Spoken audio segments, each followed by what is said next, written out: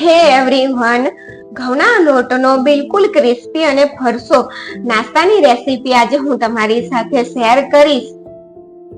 તો તેની માટે અહીંયા 2 કપ ઘઉંનો જે રોટલીનો લોટ હોય તે જ લઈ લેવાનો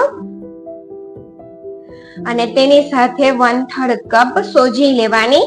જો તમારી જોડે મોટી હોય તો થોડી તમારે મિક્સરમાં ચલાવી લેવાની અને મોવન એડ કરવાનું છે, પણ મોવન આપણે તેને ગરમ તેલનું એડ કરવાનું, જેનાથી આ નાસ્તો બિલકુલ ફરસો તૈયાર થાય. 3 ટેબલસ્પૂન તેલને થોડું ગરમ કરવાનું. ગરમ થઈ ગયું, ગેસ બંધ કરી દીધો અને ગરમ તેલને લોટની અંદર એડ કરવાનું અને તેલ ગરમ છે તેથી આપણે ચમચીથી મોવન પહેલા મિક્સ કરી લઈશું. ત્યાર પછી આ રીતે હાથેથી મસળી અને બધા લોટમાં મોવન એડ ભેગું કરી દેવાનું. અને મોવન કેટલું તો મુઠ્ઠી પડતું હોવું જોઈએ. જો આ રીતનું મોવન હોવું જોઈએ, તો જ આપણો નાસ્તો ફરસો તૈયાર થશે. અને અહીંયા એક પેન લીધું છે, તેની અંદર 1 કપ પાણી, જે કપથી લોટ માપ્યો છે તે જ કપથી 1 કપ પાણી લેવાનું છે. 2 કપ લોટ લીધો છે, 1 કપ પાણી, 1 ટેબલસ્પૂન ચીલી ફ્લેક્સ, 1 ટેબલસ્પૂન સફેદ તલ,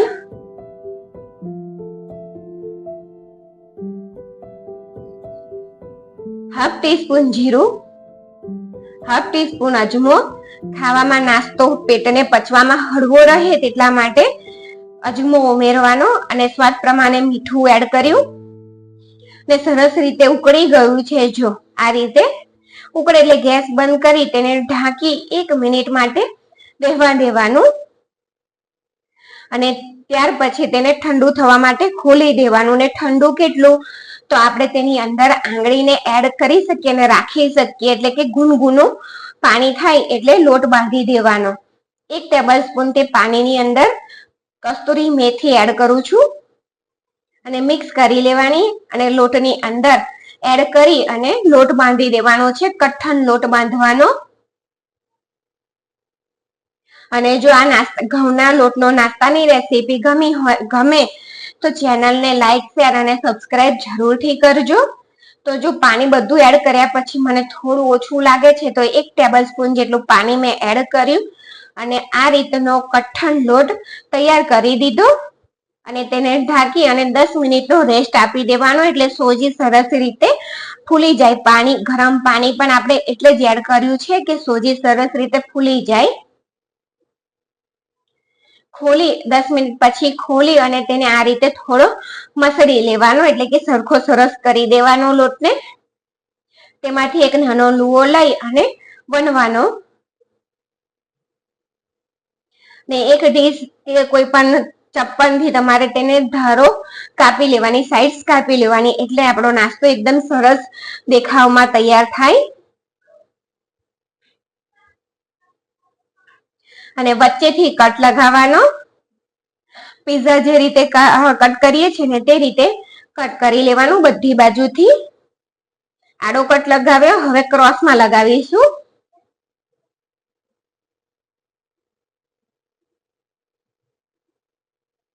અને નાસ્તાની રેસીપી ગમે તો જરૂરથી ચેનલને લાઈક, શેર અને સબસ્ક્રાઇબ કરજો. અને સબસ્ક્રાઇબ કર્યા પછી એક તમને વિનંતી છે કે વિડીયો જોજો અને અનસબસ્ક્રાઇબ ના કરશો.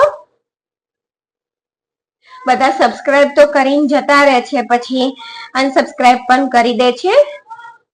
તો આપણે મસાલો તૈયાર કરીએ તો તેની માટે મેં 1/2 ટીસ્પૂન લાલ મરચું લીધું, 1/4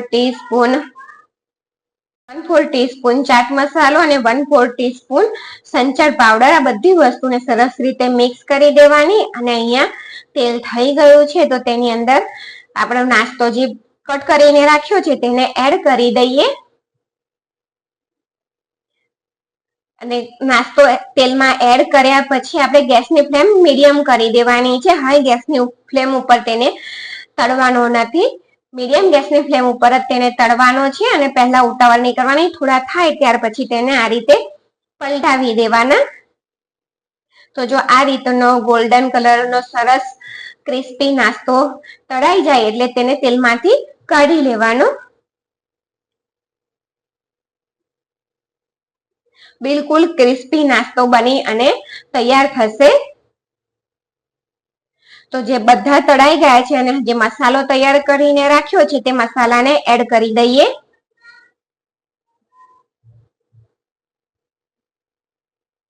આ રીતે થોડો સ્પ્રિંકલ કરવાનો, પછી ઉપર નીચે કરી દેવાનું, ફરીથી સ્પ્રિંકલ કરવાનો